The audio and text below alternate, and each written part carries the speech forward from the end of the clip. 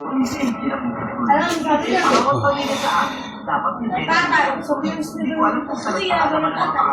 Sarap ng kape.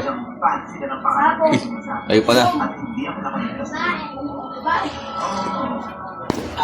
Kape tayo mga idol. Pampagana. Wala nang antok. Gusto ko yan ang laruin mo. Gusto ko sundan mo ang mga yapak ko.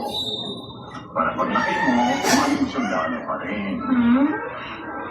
Okay? O sige, magmarcha ka na. Alright, show me around.